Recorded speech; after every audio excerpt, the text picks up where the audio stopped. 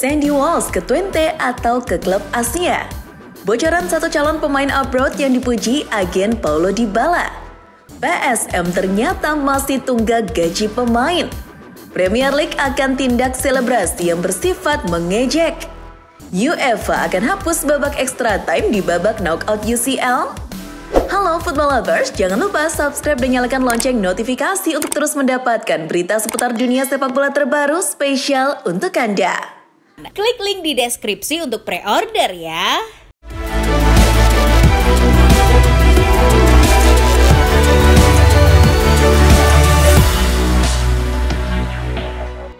Dari hasil laga perempat final Copa del Rey, Real Madrid berhasil lolos secara dramatis ke semifinal setelah mengalahkan tuan rumah Leganes 2-3. Gol dari El Real di laga ini dicetak oleh Luka Modric pada menit ke-18, Endrick Felipe di menit ke-25, serta gol penentu kemenangan di menit ke-93 dari Gonzalo Garcia. Sementara itu, kemenangan dramatis juga diraih Bayer Leverkusen di laga perempat final di FB Pokal. Die Werkself berhasil melaju ke semifinal setelah menang 3-2 atas FC Köln lewat 2 gol dari Patrick Schick di menit ke-61 dan 96, serta gol di babak extra time dari Victor Boniface di menit ke-98.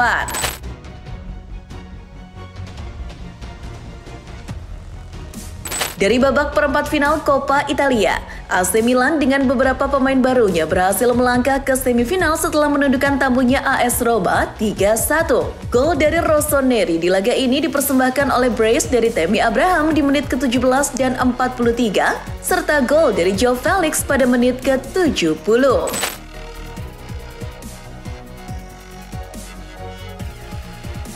Lalu dari Belanda, di babak perempat final KNVB, PSV Eindhoven juga sukses melaju ke semifinal setelah kandaskan tamunya Feyenoord 2-0. Gol dari pasukan Peter Bosz di laga ini masing-masing dicetak oleh Johan Bakayoko di menit ke-8, serta Gustil di menit ke-68.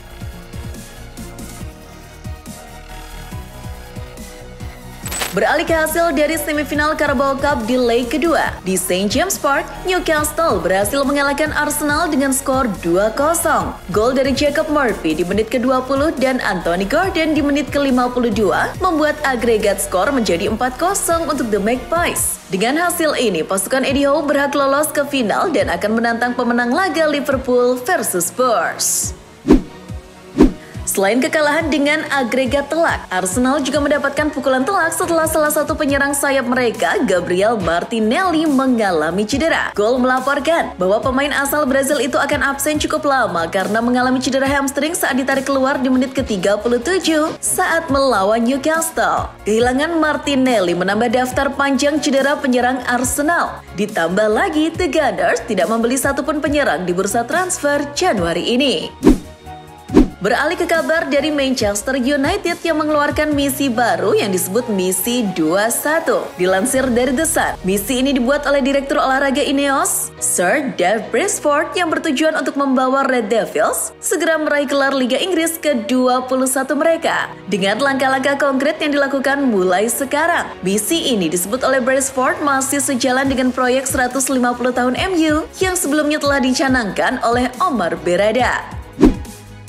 Kabar berikutnya ada dari Premier League yang dilaporkan oleh Mirror bakal terus menindak dengan keras pemain yang melakukan selebrasi berlebihan, termasuk menyindir pemain lain saat mencetak gol. Hukuman kartu kuning sudah dikenakan di selebrasi Iliman Ndiaye ketika cetak gol melawan Brighton maupun Lewis Kelly saat melawan City. Kedepannya, menurut Kepala Sepak Bola Premier League, Tony Scholes, hukuman lebih berat pun bisa dikenakan kepada pemain.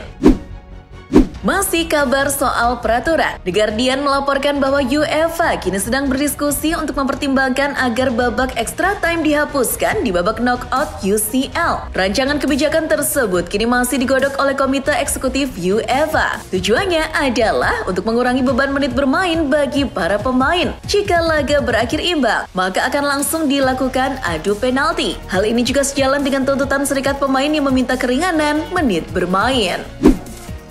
Selanjutnya beralih ke kabar dari Italia. AC Milan dan Juventus dilaporkan oleh Foot Italia sedang mengalami kebimbangan untuk mendaftarkan 3 pemain barunya di babak playoff UCL. Sebab dua klub tersebut membeli lebih dari 3 pemain di bursa transfer Januari ini. Rossoneri masih dilema mendaftarkan antara Kyle Walker, Santiago Gimenez, Joe Felix, Warren Bondo, atau Alex Jimenez. Bianconeri juga harus memilih antara Liot Kelly, Renato Vega, Colomwani, atau Alberto Costa.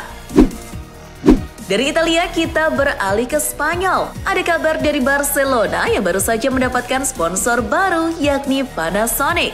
Pihak Barca telah teken perjanjian sponsorship yang menyatakan bahwa perusahaan multinasional Jepang tersebut akan menjadi penyedia pemanas dan pendingin udara untuk stadion baru Barca hingga tahun 2028.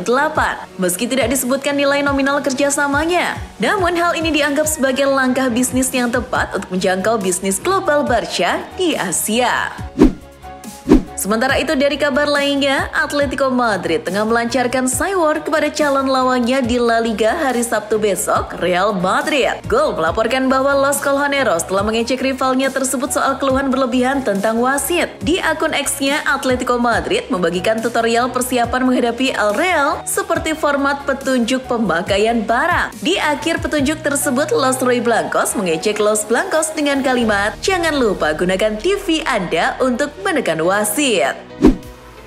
Lanjut ke kabar lainnya yang datang dari mantan pemain Barca, Memphis Depay. Talksport melaporkan bahwa pemain asal Belanda tersebut kini dituntut hukuman penjara selama 4 bulan karena melanggar lalu lintas dengan mabuk-mabukan saat berkendara. Selain hukuman penjara 4 bulan yang statusnya masih ditangguhkan, Depay juga dijatuhi denda sebesar 9.000 euro dan dilarang mengemudi selama 2 tahun.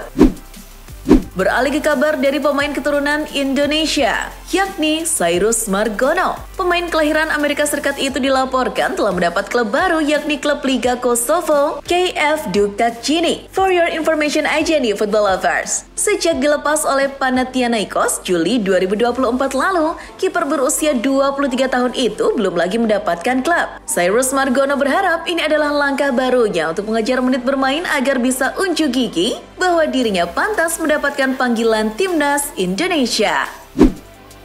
Sementara itu dari Belgia, pemain keturunan Indonesia lainnya yakni Sandy Walsh dilaporkan akan segera meninggalkan klubnya KV Mechelen. Hal ini disampaikan oleh media Belgia Gazet van Antwerpen yang menyebut Walsh tak lagi masuk rencana pelatih Besnik Hazi. Selain dirumorkan bakal gabung FC Twente pada musim panas mendatang, Walsh juga dikabarkan segera hengkang ke Liga Jepang atau Korea Selatan mengingat bursa transfernya masih dibuka hingga Maret mendatang. Lanjut, ada kabar menggembirakan dari pemain timnas Indonesia, Asnawi dan Jordi Amat. Keduanya membuat assist yang membuat timnya meraih kemenangan. Jordi Amat cetak 1 assist saat bermain penuh buat Johor Darul Takzim ketika menang melawan PDRM FC dengan skor 4-0. Sementara Asnawi yang masuk sebagai pemain pengganti saat Port FC menang 4-0 melawan Konburi FC justru mampu mencetak 2 assist. Berikutnya, ada kabar dari seorang pemain timnas Indonesia yang tidak disebutkan namanya, diklaim sedang bersiap untuk bermain di klub Eropa. Hal tersebut diungkapkan langsung oleh Hamdan Hamedan selaku staf ahli Menteri Pemuda dan Olahraga. Bahkan, menurut Hamdan, pemain yang sedang dibantunya untuk abroad itu sudah dipuji beberapa agen ternama, termasuk agen yang menaungi Paulo Dybala. Hamdan sempat memberi bocoran bahwa pemain tersebut adalah pemain yang banyak dipuji oleh pelatih BRI Liga 1 ketika dimainkan sebagai pemain tengah. Kabar berikutnya datang dari klub BRI Liga 1 PSM Makassar. Pelatih PSM Bernardo Tavares meluapkan kekesalannya saat sesi konferensi pers jelang laga ASEAN Club Championship menghadapi Dong A Tan Hoa. Ia muak dengan manajemen sebab gaji dan bonus pemain termasuk official belum dibayarkan. Tavares mengaku sudah lelah dengan tunggakan gaji yang sering berulang ini. Padahal, Cuku Eja sedang berjuang lolos ke semifinal dengan catatan wajib menang menghadapi Dong A Tan Hoa. Pemain baru Manchester United, Patrick Dorgu, kabarnya tidak akan mendapat gaji selangit di Inggris. Menurut Daily Mail, Dorgu malah jadi salah satu pemain dengan gaji paling rendah di skuad Setan Merah saat ini. Kabarnya, Dorgu hanya akan mengantongi 40.000 pound per pekan di MU. Gaji segitu sangatlah kecil dan di luar kebiasaan MU yang doyan menggaji tinggi pemain barunya. Usut punya usut, gaji Dorgu kabarnya lebih rendah dari Jonny Evans dan Tom Heaton yang mendapat 45.000 pound per pekan. Bursa transfer musim dingin Liga Inggris memang sudah usai, tapi permasalahan belum sepenuhnya selesai, terutama bagi Manchester City dan Aston Villa yang cukup rajin mendatangkan pemain baru. Menurut Sky Sport, kedua tim sedang berada dalam dilema sebab berdasarkan aturan UEFA, klub yang bermain di Eropa hanya dapat mendaftarkan maksimal 3 pemain baru ke dalam skuad babak sistem gugur. Itu berarti kedua tim harus memilih siapa yang layak masuk skuad, karena baik City dan Villa sama-sama mendatangkan 5 pemain baru. Bergeser ke La Liga, ada Sevilla yang melepas strikernya, Kelechi Iheanacho, ke klub Championship Middlesbrough. Dilansir Tribal Football, penyerang asal Nigeria itu bergabung dengan skuad asuhan Michael Carrick dengan status pinjaman hingga akhir musim ini. Namun tidak ada klausul pembelian di dalam kontrak Iheanacho. Meski sang pemain bahagia bisa kembali bermain di Inggris, dirinya masih terbuka untuk kembali memperbaiki karirnya di Sevilla. Media Spanyol Football Espana baru saja membagikan berita tentang pernyataan Cristiano Ronaldo yang sedikit berbau arogansi. Dalam salah satu wawancaranya, Ronaldo berkata bahwa dirinya adalah pemain paling komplit yang pernah ada. Saya berbicara tentang angka atau jumlah gol. Saya pikir saya adalah pemain paling lengkap yang pernah ada. Menurut saya pikir itu saya. Saya melakukan segalanya dengan baik dalam sepak bola. Dengan sundulan, tendangan bebas, kaki kiri, saya cepat, saya kuat. Tutur Ronaldo. Mantan pemain Real Madrid itu mengklaim bahwa dirinya adalah yang terbaik. Namun dirinya tetap menghormati keputusan orang lain yang memilih untuk tidak mengakui hal tersebut. Masih dari Eropa, tapi kini ada berita tentang pemain diaspora Indonesia Kevin Dix. Back timnas Indonesia itu akhirnya membongkar alasan mengapa pilih gabung Borussia Mönchengladbach minggu depan. Padahal banyak klub lain yang menawari kontrak. Dilansir CNN Indonesia, Dix menerima banyak tawaran di musim panas kemarin dan musim dingin kali ini. Namun hanya Gladbach yang berani menawarkan paket lengkap. Itu juga sangat berarti bagi saya bahwa mereka termasuk di antara orang-orang yang benar-benar mencoba merekrut saya musim panas lalu, tutur Kevin. Selain itu, tawaran finansial yang menggiurkan dari Mönchengladbach juga menjadi dorongan tambahan baginya untuk memulai petualangan di Bundesliga. Tak bisa dipungkiri dengan jaminan finansial yang baik, Kevin bisa menyiapkan masa depan terbaik untuk keluarganya nanti. Bursa transfer Januari akhirnya ditutup. Ada kekecewaan dari pelatih Arsenal, Mikel Arteta, karena gagal menggait pemain untuk menggantikan Bukayo Saka dan Gabriel Jesus. Padahal ia telah berniat untuk memperbaiki skuad, terutama di lini depan. Sayangnya sejumlah target tak bisa didapat. Salah satunya tawaran 60 juta pounds untuk Ollie Watkins yang ditolak Aston Villa. Masih dari Liga Inggris, Cambridge Incident atau KMI Panel Liga Primer Inggris telah menemukan 13 kesalahan VAR. Di antaranya 4 kesalahan intervensi VAR dan 9 intervensi yang terlewat. Keputusan paling fatal adalah saat penalti yang diberikan kepada Manchester United. Namun insiden pertandingan utama VAR itu tingkat akurasinya naik daripada musim lalu. Tingkat akurasi VAR dari 95,7% menjadi 96,4% di musim ini.